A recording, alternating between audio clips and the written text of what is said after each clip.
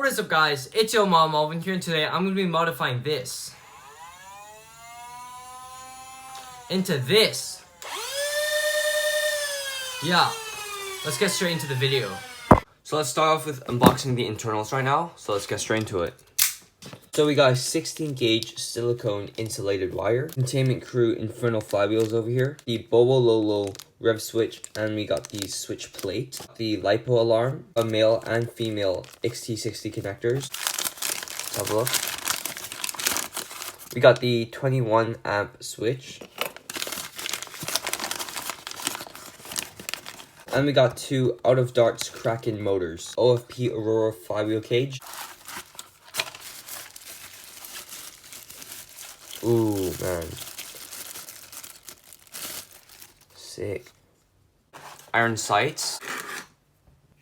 Over here, we have the suppressor and flash hider. These are both metal, so you got that nice sound.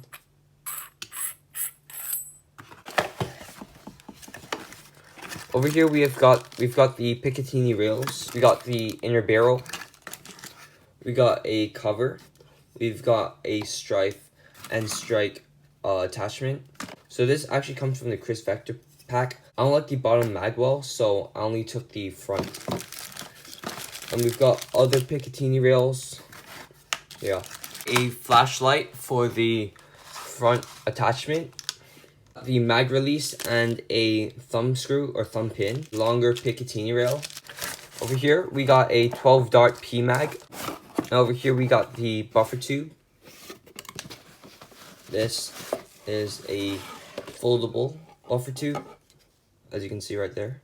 These from Thingiverse, so if you want these, link will be down in the description below. So these are the wire channels for the 16 gauge wires. Over here, look at that, that's nice, that's nice. Over here, this is the Stryfe heel. So since the Stryfe is made for kids, people with bigger size hands can't really grip onto it too well. So the Stryfe heel is there to extend the heel. Man, that looks amazing. Alright.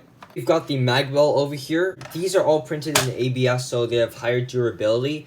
But the downside to ABS is it's hard to print. Then we've got the extended battery door with support material.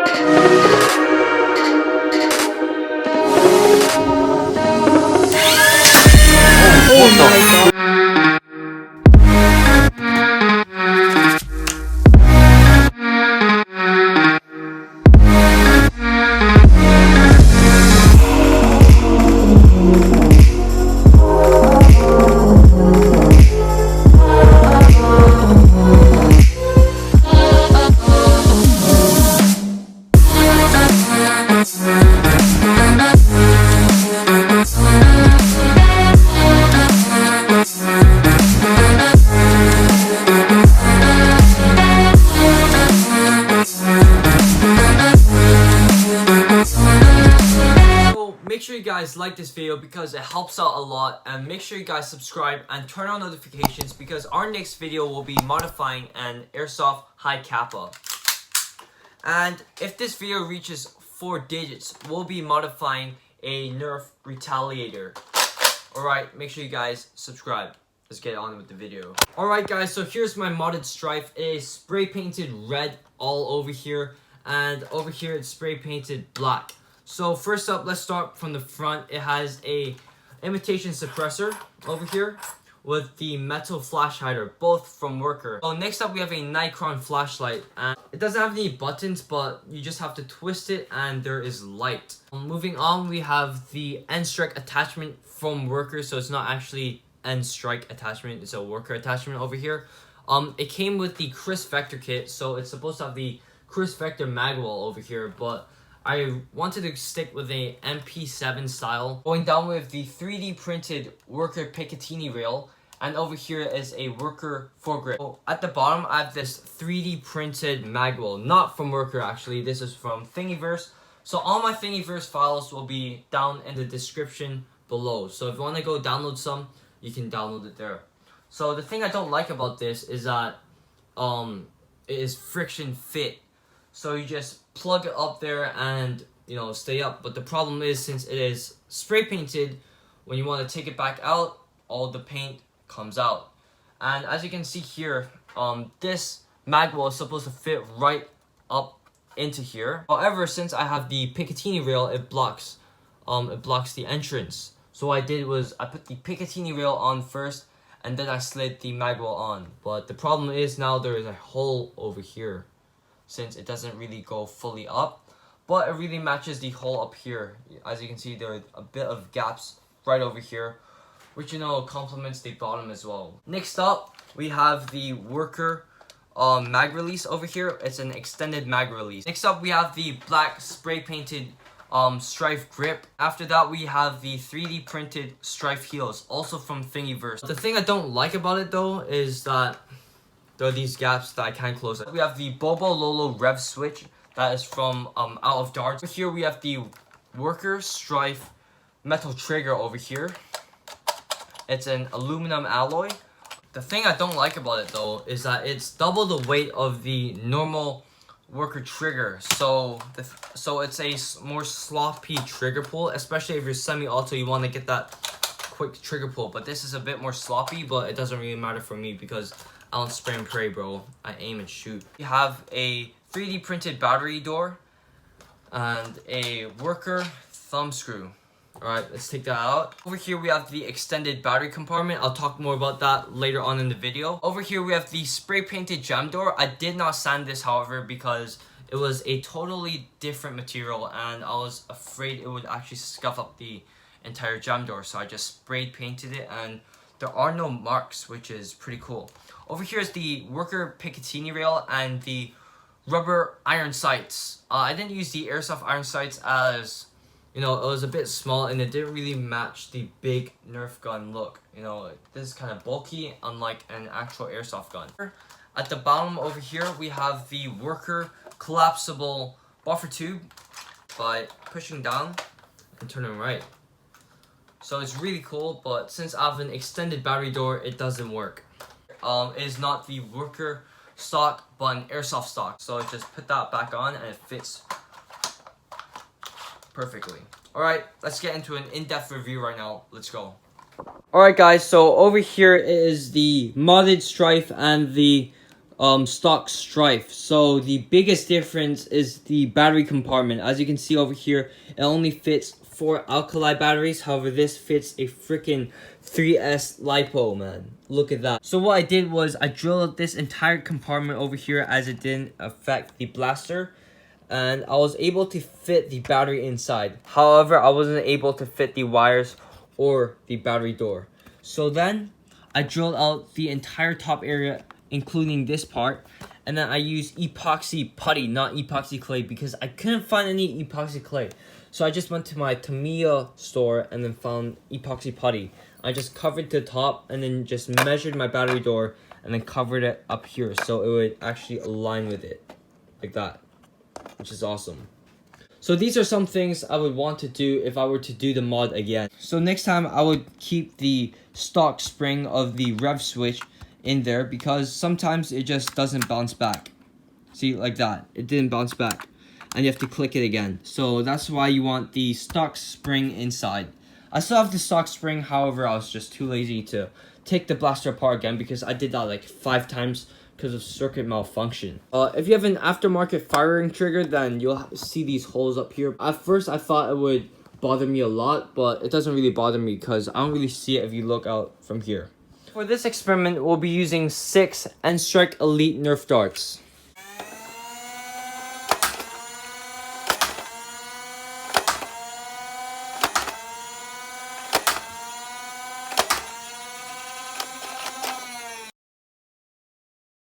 Put that in.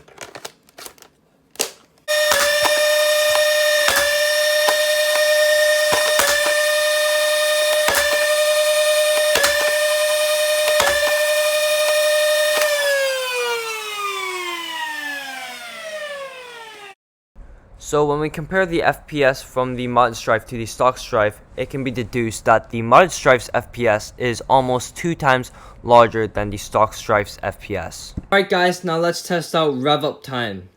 3, 2, 1. Alright, that is weak and slow. Let's check out for my actual modded blaster. 3, 2, 1. Yo, that is instant. That is instant. Alright. So as you can see, the modded blaster's rev up speed is 2.29 seconds faster than a stock blaster's rev up speed. This is good because when you see an opponent, you don't have to hold 3 seconds in order to fire, but just hold 0.69 seconds. So now guys, we are shooting at a distance of 5 meters and we'll be aiming for the blue dot right over there. So let's get straight into it. So right now I'm using the stock Stryfe.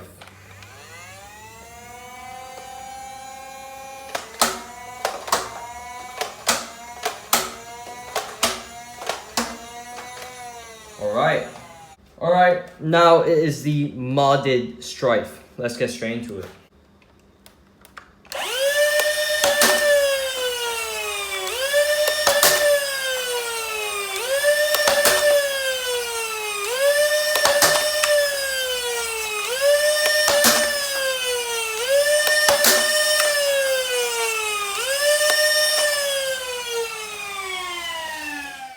So when I compare the dart groupings of the two blasters, I realized that the stock Stryfe's dart groupings are a lot tighter than the modded Stryfe. It doesn't really make any sense because the modded Stryfe's flywheel cage is medium crush. However, I think there are a couple variables that may have affected the experiment, like dart shred. I reused the darts over the entire experiment, and therefore the more I use it, the smaller the darts get, and therefore less contact surface area between the darts and the flywheel. And I used the modded Stryfe after the stock Stryfe's accuracy test.